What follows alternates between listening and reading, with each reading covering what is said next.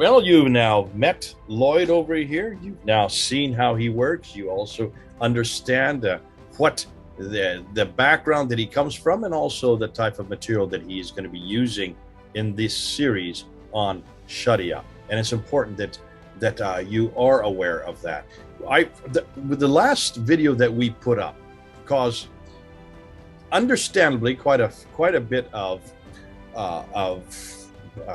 response from people, which is not surprising. We're talking about a difficult subject, the amputation of hands.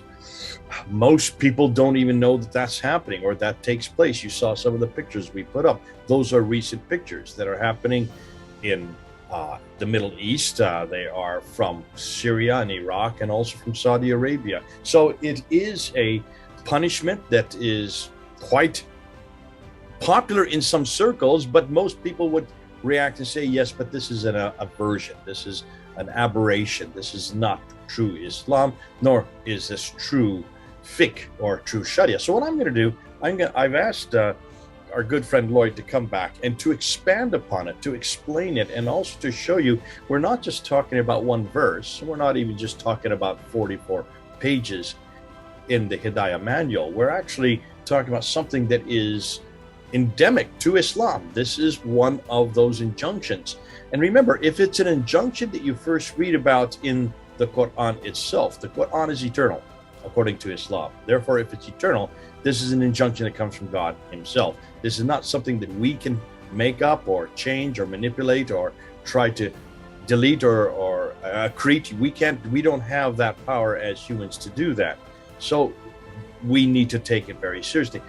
You have brought, and you talk about this, Lloyd. I'm going to give it to you, and I want you to help us unpack. Why is this practice of amputation, why is it so important to Islam? What is its authority? And if it is authoritative, then should we expect people to actually be carrying it out in every Islamic country, in every Islamic environment? Over to you. Good question. The Sharia is the final distillation of all of the words of Allah and all of the commands of Muhammad. Now, Allah and Muhammad are both considered within the Sharia the lawgiver. In fact, they are synonymous. They're effectively the same person. Muhammad speaks with the same authority as Allah. So they are effectively indistinguishable in the Sharia, unless anyone wants to step forward and call Muhammad a liar or say that Muhammad has no authority, that they do not follow him and reject him. Now, because there is so much abrogation, for instance, the Quran is abrogated. We know that many verses of the Quran, and in fact, this is covered within the Sharia itself in detail, where they discuss the fact of abrogation of various verses. They also discuss that the Quran abrogates certain hadith, but also hadith abrogate the Quran. Certain verses in the Quran abrogate other verses, but also certain hadith abrogate previous hadith. This creates a huge amount of confusion. There are hundreds of scholars, hundreds of tafsirs. This creates, again, a mishmash of confusion. Who do you believe? So that all had to be sorted out. All of that had to be clarified. And the final consensus, the final opinion, the ijma, is what is now finally in the Sharia. So this is the final set of opinions, the authoritative set of opinions. However, there's additional confusion which must be alleviated here as well, because there's a range of opinion. So there are 4 schools of fiqh, and they have a range of opinion. This difference between the 4 schools does not make them 4 separate religions in conflict. This would go against the tenets of Islam, again covered in the Sharia, but I'll pass on that for now. This difference has a name. It's the doctrine called ikhtilaf, literally difference. And this range falls into what's called azima and rukhsa, strictness and dispensation. Azima, strictness; rukhsa, dispensation. A Muslim that prays strictly 5 times a day, this is azima. He is being strict. He is following everything. Rukhsa is when a Muslim maybe doesn't pray 5 times a day. However, he is still following the correct doctrine, even though he's technically violating azima. So Muslims can do 2 opposite and contradictory things and yet still receive reward from Allah because they are following doctrine. Because this difference is considered a mercy from Allah, because not everyone is equally capable, not everyone is equally competent, not everyone has equal ability. There are lots of interesting things within Islam which have to be made clear as we go. Now, the ijma is the final alleviation of all of the confusion within Islam, so that there's no personal interpretation. so that you have a fixed set of ideas, beliefs, and precepts to work from, a set of general precepts which everyone knows, everyone can follow, so that there is no confusion. We mentioned the dozens of pages of law derived from the Quran, and we'll see also derived from one or two hadith that make up the laws on amputation in Islam. There are over 40 pages of these laws, and there's one verse in the Quran that you cited.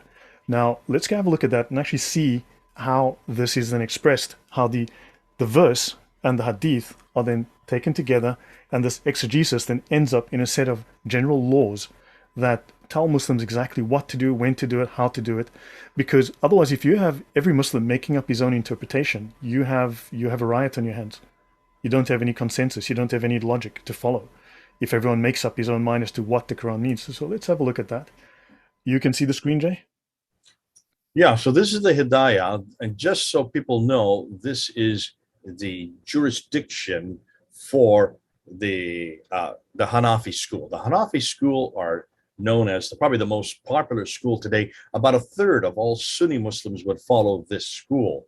And so that's why it's important, because it is probably the most popular of all of the manuals for the different four schools, the Hanafi school. And you're going to look at it now. That what I understand, there are a number of volumes. How many volumes? This is volume 2 that we're looking at this point. Are there 4 volumes, or are there more than that? There are 4 volumes. There's roughly 2,650 plus pages.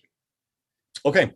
And so this is the one that you referred to in our last video, which has 44 pages just on... More than 44. I just covered that section which just talks about the amputation. From the section on theft. Yeah. It should be noted that these different schools, while this is the Hidayah manual for Hanafi Islam, for instance, the expert for another subject, for argument's sake, let's take a tame topic like marriage. Maybe the expert on marriage in Islam is in the Hanbali school.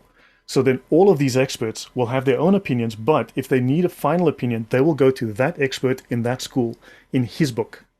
So they will cross-reference to each other constantly. No one school... Okay. No one manual covers every topic, so they will cross-reference to others. Therefore, there's a constant sharing between these schools. Okay. Would the equivalent that we have in Christianity be our denominations? You have different denominations in Christianity that share the same beliefs, but the practice and the way they're worked out and the way they are practiced would be different depending on the Presbyterian or the Lutheran or the Calvinist or the Anglican. Would this... They're one religion. Correct. They're one religion. They're not meant to be 4 separate religions, because there's a number of stipulations around this that I'll throw these out there. We will cover these in detail later. However, the Islamic Imams cannot be wrong. They're infallible. Their rulings are absolute. The hand of Allah is over the group, and therefore they cannot make a mistake, and they cannot ever and have never agreed on an error. This is considered dogma within the Islamic law. Well, then therefore... If that's the case, why is it we do find contradiction between these 4 different schools? They're not contradictions, they're differences. This is called ikhtilaf. The major scholar that deals with the topic of ikhtilaf is Shar'ani. We mentioned him in the previous episode. And of course, this is simply considered a mercy from Allah, a range of possible behaviors that Allah allows between azima, strictness, and rukhsa. So when you say extremist and moderate, those are not categories that exist. There's strict following of the law, and there is the moderate application, which is the relaxation of the law to those who cannot adopt strictness, who aren't able to achieve that. So rukhsa and azima, strictness and dispensation. Hanbali are known as the most strict. And for instance, when you talk about the most austere, they're the most austere. Okay. They are correct. Now, the differences between the schools are not on major issues of doctrine. The differences are often cosmetic. When you pray, do you hold your hands up by your face? Do you hold your hands up by down by your navel? Those little differences do not affect the practice of Islam, nor do they affect fundamental core doctrines. These are merely cosmetic. So they agree. So Muslims will happily tell us, oh, but the scholars disagree. Yeah, on 20% of things that don't matter. They agree on the 80% that do matter. All right. Well, here's an example. The Hanbali school stipulate that if somebody apostatized, leaves Islam, they must be killed within 1 day, within that same day, 24 hours. Whereas the Hanafi school says, no, you're giving 3 days to repent. There is a difference in doctrine, but that also would have quite a it would have quite a huge ramification if you're the person who's apostatized and you still have Correct. Both are correct. Both are correct. Remember, this is covered within the doctrine of Ikhtilaf. Now, look, to cover this, we'd have to go into a separate subject. We'd have to do a separate video, spend an hour talking about just that. These things are detailed. Right? No, so they're both correct. You're allowed. That's fine. So there are differences even in doctrine as far as days of how many days you leave before you're executed. Things as that's not simple. That has a huge ramification for the person who's going to be killed. Correct. But they might cross-reference, they might follow a different school. In fact, Muslims are allowed, I wouldn't say to pick and choose, but they can follow one school in one area of their life, in one area of practice, and another school in a different area. Technically, they are meant, and there are names for all of these things are named, right? Muqallid, Mukallaf, all of these things, Taqlid, all of these things have names. Every practice in Islam has a legal name with a description which explains exactly what, why, and how. So they are to follow a scholar. They're to pick a scholar and follow a scholar. And that scholar will belong to a particular school, but they are allowed to use some of their own decision-making to decide, well, in this area of my life, in prayer, for instance, I'm going to follow the Hanbali school, but in marriage, I'm going to follow the Hanafis. You are allowed to do things of that nature. But that's not really where I want to go. I want to jump straight into this topic of amputation and show people what Islamic law actually says, what the rulings are. All right, so we're in the Hidayah, Volume 2. I have placed links in the comments, and also, Jay, if you'll please place those in the description. So here we go, Hidayah. This is Book 8, Volume 2, Saraka or larceny. And I have showed this before, of thefts which occasion amputation. I did misspeak last time. I said 1751. This was translated in 1791. There is a newer version of this book that has been put out, which I believe tries to whitewash some of the things that this earlier translation says. So here we've got 6 chapters, and 2 of them of thefts which occasion amputation, and the manner of cutting off the limb of a thief and the execution thereof. Right, so let's have a look through this. We're going to go through a few pages and actually see what the laws tell us. This is Islamic law. If an adult is found understanding, if an adult of sound understanding, of mental soundness, steals out of undoubted custody 10 dirhams of property to the value of 10 dirhams, the law awards amputation of his hand. Now, some Muslims will say, but when they say amputation, they mean take away his property, take away his possessions. No, it literally means chop off the hand. God having said in the Quran, if a man or woman steal, cut off their hands. Okay, let's continue. Concerning the amount of the value, there are various opinions. According to our doctors, it is 10 dirhams. According to Shafi'i, it is the fourth of a dinar. In the opinion of Malik, it is 3 dirhams. The argument of Malik and Shafi is that in the time of the Prophet, amputation was inflicted for the theft of any article of the value of a shield. Now, the lowest value of a shield upon record is 3 dirhams. Shafi also observes that the value of the dinar in the time of the Prophet was estimated at 12 dirhams, the fourth of which is 3 dirhams. Let's have a look at how much money that is. Now, so let's go to 1790, at the time this was translated. Let's have a look at dirham. Okay, so there's actually a little appendix in this text which gives us the financial value. And that is roughly 9 pence, which equates to, in 2017, £2.88, roughly $2. So this is $3.63 or €2.42. So you have, your hand can be amputated for less than £3, less than $4. The price of a cup of coffee, then, is what you're saying. Anything Correct. more for a cup of coffee today, you'd be amputated. They better put this up. They better put this up at Starbucks then, just to warn people. Yeah. Now, look, you did ask a question about, are Muslims supposed to do this? And in Islamic countries, yes, they are required to. However, again, they are allowed.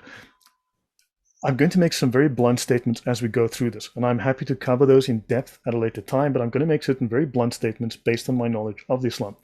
Now, understand that I've mentioned this difference and I've mentioned this azma and rukhsa. So for instance, if you are unable to fulfill azma completely, you're allowed to use dispensation. You're allowed to violate certain rules. You're allowed to bend certain rules or put them in abeyance until in the future you can fully do so. For instance, there are 2 places we know where Sharia was in full effect. Under ISIS, under the ISIS Caliphate, that was standard Orthodox Sunni Islam. That was not an aberration. That was the full implementation of the Sharia. And also under the Taliban in Afghanistan. What they are doing is 100% standard Sunni Islam. No aberration. That is azima. What we're seeing in the West, what we're seeing in other countries, it's just rukhsa. So this is the temporary abeyance of full Sharia until they can impose the full Sharia once they have established the caliphate. So now, the slave and the freeman with respect to amputation are upon equal footing. So the limb of a slave, therefore, is to be struck off in the same manner as that of a free man. And here they mention the dirham is about 2D sterling. This is in 1790. So the value of the dirham is, and they just speak about it here on this page. And of course, I've just mentioned to you what those values are. Let's continue here. So punishment is due upon a single confession. Amputation is inflicted upon a single confession, according to Hanifa and Muhammad. The argument of Hanifa and Muhammad is that the theft is rendered apparent by a single confession, which suffices. So if one person says he did this, you can have your hand amputated. Amputation is inflicted upon the testimony of two witnesses. Sorry, single confession, two witnesses. By the testimony of two witnesses, the theft is made apparent and fully established. However, every single Islamic law, because it is a legal system, there are loopholes and exceptions to everything. Understand this. There is not a single precept in Islam which cannot be violated, cannot be broken, bent, put in abeyance, not a single thing. So all of this can change depending on various factors. There are always loopholes. So the thief must be held in confinement on suspicion. There is no, you are innocent until proven guilty. You are guilty until proven innocent. If a party commit theft and each of the party receives 10 dirhams, the hand of each is to be cut off. Aisha, she said, Muhammad's wife, Muhammad's child wife, has said that in the time of the Prophet, this punishment was not inflicted for petty thefts. Okay, stealing garden stuffs, stealing fowls, and so on, stealing bamboo. Well, that's good to know. Let's continue here. If a person were to steal wheat, for instance, or sugar, all the doctors agree, the imam, that his hand should be struck off. Shafi mentions the hand is to be struck off for the theft of all the articles aforesaid because of the saying of the Prophet. The hand shall not be struck off for the stealing of dates or palm fruits, but where those are kept in a barn, amputation is occurred by the theft of them. In other words, if palms and dates are on trees and you steal them, you're not going to lose your hand. But if those fruits are in a barn and you steal them, you will have your hand amputated. The difference is what they call, they're in the custody. The difference is custody. That's a legal technicality. In the barn, they're in custody. Someone has taken them, put them in the barn. They're his. They're in his custody. You're stolen from the custody of someone. When they're on a tree, they're not in custody. So these are legal distinctions. Amputation is not incurred by stealing fruit whilst upon the tree, or grain which has not been reaped, because this is not being considered in custody. The hand of a thief is not struck off for stealing fermented liquor. Now notice, again, exceptions everywhere. There are always exceptions in the Sharia. So the hand of a thief is not taken for stealing fermented liquor, that's alcohol, because he may explain his intention in taking it by saying, I took it with a view to spill it or to destroy the bottle, to throw it away. Right? Also, because some fermented liquors are not lawful property, such as wine. Therefore, wine must be destroyed. In fact, you will see Sharia law which makes explicit reference to destroying bottles of wine. It is legal. You've seen the video in France, for instance, of a Muslim man walking into a liquor store, destroying the bottles. That is legal in the Sharia. It is explicitly stated. The hand is not cut off for stealing a guitar or musical instrument. Therefore, these being of use merely as idle amusements. Your comment, Jay, before I continue? Yeah, I mean, it seems here what they're doing is they're killing two birds with one stone. They're saying you can steal or destroy anything that is considered to be haram. Haram in Islam means illegal. Yes. Alcohol is illegal. The playing of instruments is illegal. Music is illegal. If you're destroying the instruments, you're destroying the liquor, that is perfectly halal. That's okay to do. Yes. Interestingly, when it comes, here's what's my question is, I've always assumed that, at least here in America, this is the case. If a tree is on the land that belongs to a person, like a farmer, you cannot take the fruit off that tree because that tree belongs to that farmer. But what this is saying is all land it belongs to everybody. So anybody can pick any fruit they want off of any tree or take any harvest they want off of any field, because it doesn't belong to anybody. It's only once the farmer has done so and stored it, then it becomes illegal. Isn't that interesting, the distinction? Only then it becomes a major crime. Yeah, it's a completely, remember, Islam is a Islam is a competing civilization. It competes with, I'll make an interesting point. Islam is not a moral system. In the West, we have what we call morals. We have a moral system. Islam does not follow that convention. It doesn't have a system of right and wrong. It doesn't have right and wrong. It has legal and illegal, and it has legal exceptions which can make the illegal legal. Yes, fascinating though, because it seems to be saying in one case, don't take of this person's fruit because he has picked it already. However, feel free to go to this person's uh, field and take whatever fruit you want, because there's no such thing as owning of trees or owning of fields. Well, that's what I'm hearing it's here. still that would fall in a different category of crime, because this would fall, I think, into fraud or theft. That would fall into fraud rather than theft. You're defrauding someone rather than stealing from them. So therefore, you're not guilty of a crime which causes amputation. That's the difference. So there are going to be some details. There's another law coming at a later time which says do not take fruit from trees because that tree belongs to that person. It just doesn't say do not. In this case, don't amputate the hand. Yeah, let's focus on that. Let's just work on that premise for the moment until we go into more detail at some point. Now, the person who takes a Quran, if you steal a Quran, okay, that person may plead that his intention was to look into it and read it. So there's an out. Every single law, understand, every single law in Islam allows for an out. Every single one. There is no amputation for stealing the door of a mosque. Thank heavens. I'm not sure if that's a common crime in Islamic countries. Amputation is not incurred by stealing a crucifix, even if it's of gold, nor by stealing a chessboard or chess pieces of gold, as it is in the thief's power to excuse himself by saying, I took them with the view to break and destroy them as things prohibited. If a crucifix be stolen out of a Christian place of worship, amputation is not incurred. So hence, this already shows us that they are happy to allow leeway for the desecration of Christian places of worship. Amputation is not in all kinds of yeah. I mean, you can just see the ramifications for any other religion that is in a Muslim context. Nothing, everything is open game to them. They can take anything they want from our churches. There is no exactly. This is not a crime. Yeah, it is not a crime. It incurs reward for them. It is not considered a crime. And remember, this is the law of Allah. This is greater than the law of man. Therefore, it supersedes everything in Western law. I hope people are listening. Are you all listening to what Lloyd's saying here? And he's not saying this, he's reading it. You're reading it along with him. So he's not making up as he goes. This is text. Yeah. So this goes back much further than that, 1,000 years prior to that. But this is an early translation which was needed because they needed to engage with these people and understand their legal system. Amputation is not incurred by stealing an adult slave. Slavery is completely legal in Islam. As such, an act does not come under the description of theft, being usurpation or fraud. Amputation is incurred by stealing an infant slave. Excellent. This infant slave is property. Fantastic. About 30% of the Shariah covers slavery. About 30% of the Shariah is about slavery. And just the last few pages that I will mention. If a person steals any particular article and then he suffer amputation of his hand for the same, and after returning the property, again steals that same article, right? His foot is not to be struck off for such repeated theft. Although, whatever they say, whatever I'm telling you here, they can find a loophole to do exactly the opposite. Understand this. There is always an out. There is always an opposite. Analogy requires that his foot be cut off.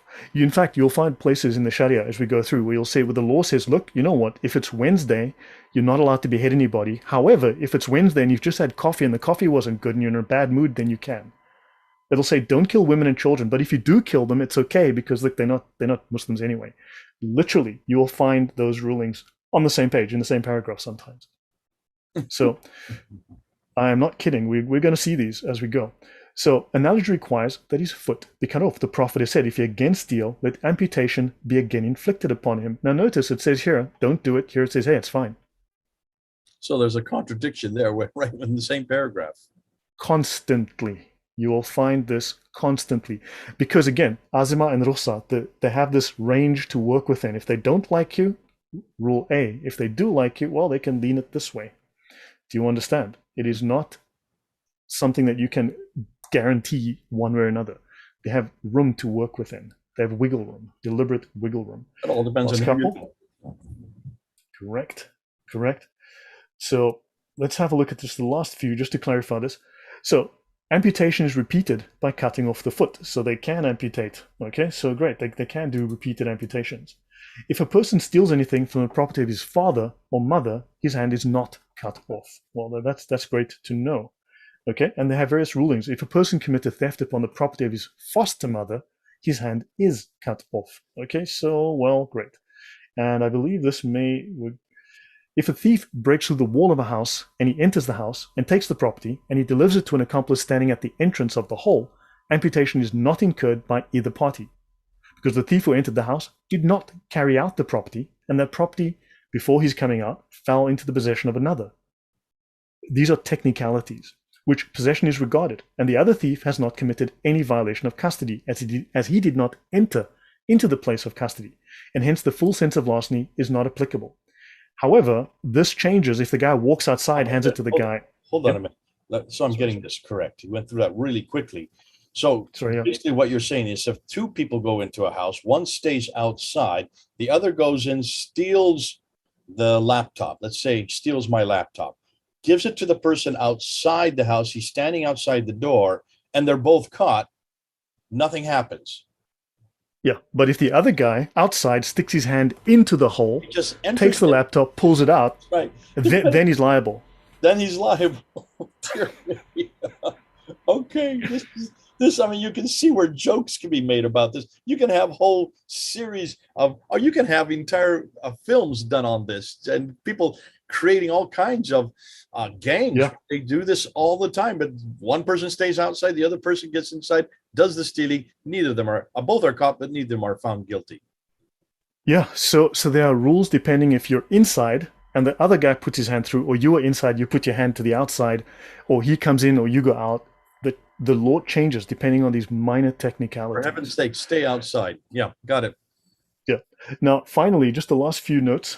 These are just the last couple of pages. Yep, last couple of paragraphs. This is the grisly part. This is the manner of cutting off the limb of a thief and of the execution thereof. Some of you may not want to go on any further than this because it does get grisly. But this, for those of you who have strong stomachs, go ahead, Lloyd. Help us. How do you actually do it? So the right hand of a thief is to be cut off at the joint of the wrist, and the stump is afterwards cauterized. The amputation is on the authority of the text of the Quran formally quoted, and it is to be the right hand, on the authority of the reading of Ibn Mas'ud, who reads the passage alluded to, cut off their right hands. Now, what you'll notice is that within the Sharia, within the legal texts, very often they don't necessarily name the particular verse or the hadith. They'll say, in the hadith that says, because if you don't know, you don't know. But if you're a scholar, you should know. So this is for insiders, right? The amputation is particularly directed to be performed at the wrist because the word yed in the Quran signifies the whole arm up to the shoulder. And the wrist joint is included therein, that it is certified, wherefore in that sense the text is followed, blah, blah, blah. Moreover, it is related of the Prophet that he ordered the hand of a thief to be struck off at the wrist. So they're taking here the sunnah. The cautery is to be applied at the stump because of a precept of the Prophet, cut off the hand of a thief and cauterize the part. Now, very little of the hadith and very little of the Quran are actually ever quoted within the Sharia. Very little. And I can assure you that what appears within the Sharia of the Quran and the hadith are what is not abrogated. This is what is left over after all of the abrogation. So this is with a view to warning and deterrent, but not destruction, not death. They use the term destruction very often for death. If the thief who has thus been deprived of his hand again commits a theft, his left foot is to be cut off. You cannot cut off both hands because then he cannot feed himself, he cannot function, and therefore he can die. And the aim is not to cause him to die. You're meant to warn him and deter others. Okay? And for the second, the left foot may be cut off. It states here. Although I'm not saying it's impossible for them to actually go and cut off the second hand. Now, Shafi'i says, and Shafi'i is critically important in the development of the Sharia. Okay? Cut off the one of his limbs, and if you again commit the same, cut off another limb, and if you again commit the same a third time, cut off another limb, and if a fourth time another, and if he commits a fifth time, put him to death. There's also an ordinance of Muhammad, still more particularly according with the tenets of Shafi'i upon this head, which is mentioned by Abu Huraira. Now they're mentioning a hadith. And this is the final notice that I will make. Let me check. Yeah, this is the final thing I'll mention. The Prophet said, whoever commits a theft, his right hand is to be cut off, and if again commit theft, his left foot, and if again, his left hand, and if again, his right foot. So now you're going again against this whole idea that no, you shouldn't cut off both limbs, but if you need to, you can. So they can go to either extreme. This wiggle room is consistent throughout the Sharia. The third theft is an offense in the same degree as the first, and is even more atrocious, whereas for the third offense, the law awards punishment in a superior degree. I'll stop there with this. Oh dear. It reminds me of that Monty Python film. I don't know if you've ever seen it, where you have one of the knights coming to a river, and there is a black knight who is waiting there. It says, you cannot pass this river, you must stop. So they have a fight, right? And he first cuts off the first hand, and so the guy picks up the sword from his left hand, and they keep fighting, and then he cuts off the second hand, and then he cuts off the leg. So he's only bouncing on one leg. He says, why? What's wrong? Yeah. Why aren't you fighting? Why aren't you fighting me? He's going to use his mouth. That's all he has left to defend himself. And he's still yelling, oh, you're afraid of me. You're afraid of me. It sounds like this after a while. The question you would ask is, once you've cut off the two hands, how can you keep thieving? What do you have to thieve with? What do you have to grab anything with to take? So in some ways, it just seems obvious that these are just nothing more than injunctions, or were they ever carried out? I don't know of any case where there has not been more than just one hand ever cut off. Do you know of any case where they have cut off a hand, then a foot, then a hand, then a foot? Are you aware of this? No, I haven't looked that deeply into it. No, I have not looked that deeply into it. But the fact that it exists the fact that they're not doing it today doesn't mean they won't do it tomorrow. The fact that they're not doing it now has not happened in the past. Otherwise, why would you need to have this injunction? Yes. I'll give an example. For instance, think of ISIS. When someone who belonged to ISIS, who lived in their territory as one of their members, if they did not go to prayer, there are reports that they would find baskets of heads, buckets of heads all over, like for instance in places like Raqqa, people would find these for people who will be beheaded for not obeying Islam well enough, for not following the Islamic law well enough. And this is not just because they are barbaric. They are following, these are Sunnis, they are following the Shariah to the letter. For instance, this is in the Reliance of the Traveller, the most common, the most popular Islamic law manual in the world. In Law F 1.4, a Muslim who holds the prayer to be obligatory, but through lack of concern neglects to perform it until its proper time, has not committed unbelief. So he has not committed kufr by missing a prayer. Rather, he is executed, washed, prayed over, and buried in the Muslim cemetery. Wow. Wow. Wow. ISIS followed this to the letter. That's the Shafi school says that. This is all the schools say this. They will have ranges, variations on this. For instance, is for the Shafi school, though, isn't it? These silos between the schools are more of an illusion than a reality. Remember, they will cross-reference to each other. For instance, Shafi might be the... For instance, you're going to have specialists in various fields. Now, certain scholars might be very good at, like I said, marriage. So maybe they didn't have time or not had an interest, or a different scholar from a particular school developed very good doctrine that became extremely popular and was really, really well regarded. So they'll just take his doctrine and use that instead. They won't write their own. They won't use their own. They'll just go straight to his. Understand? So the Shafi doctrine is valid. This is the ijma, the consensus. This is what is agreed upon by all the schools, by all the major scholars, and they can never be wrong. Okay, just the last part that you have up on the screen there. If he is asked to repent, however, he does not get executed. So all you need to do is repent if you're caught. What if you do it twice, 3 times? You repent each time, I assume. Do they have unlimited forgiveness? No, they do not. Because we know for a fact that in ISIS, people had their heads chopped off for this crime all the time. So either they did not repent or they got their head cut off before they were given that chance. Because if you go to the Hanbali school, for instance, you have 1 day. You said, no, in the Shafi school, you have 3 days. For instance, if you are guilty of ridda, of blasphemy, blasphemy and of apostasy. However, you have the option of 3 days. You could kill him on the spot. You have the option of lying because, again, every single law will have a caveat somewhere, will have its legal loophole, will have its exception somewhere. It's always the case. And in fact, they might decide, okay, well, we need to execute you by killing you by chopping off your head. But if you go through the schools, the one will say, well, we drown him. The other one says we burn him, we strangle him. So all of them agree that you die. The only difference is how long till you die and how you die. Okay. Right. Well, thanks so much, Lloyd. This is a good way to really unpack it so we know what we're talking about. We gave the example of amputation.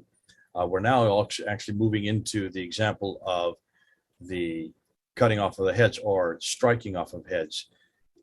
Is there any more? Let's go ahead and bring this one to a closure. Is there anything more you want to say about this before I do a summation here? No, hopefully this shows people exactly what the Sharia says. This is directly from the major texts of the 4 schools. So, and this is barbaric, this is primitive, and this is the Sharia. This is what is derived from the Quran, derived from the Hadith, and this is how it is understood and practiced. And if the Sharia gets implemented, this will be the law. Okay, thank you so much. Go ahead. Okay, Lloyd, this has been good for us to sober up and to realize what we're up against. For people who are saying, we're making a mountain out of a molehill. I'm sure that's what people are saying. That's what we're seeing in some of the comments from the last video. It's not a matter of what we're doing or what we're saying. What Lloyd did here was just to put up the Hidayah for the Hanafi school. This is their jurisdiction. This is their jurisprudence. We're not making anything up. And for us to say this is what happens, we don't have to be believed. But when you see it in print there, as you have seen it now, when you see it in black and white, as you now know, the Hanafi, that's one of the most lenient schools. It's not nearly as stringent as the Hanbali school, for instance. And this is its jurisdiction, what it says concerning the thievery. Now, you notice, as Lloyd has reminded us, there are many ways to get out of it. It really comes down to who you know, or if you know the right person, or if you're part of the group, or if you have a good standing within the group. For those who are not within the group or do not know anybody, it's pretty much the letter of the law. And the letter of the law is very severe.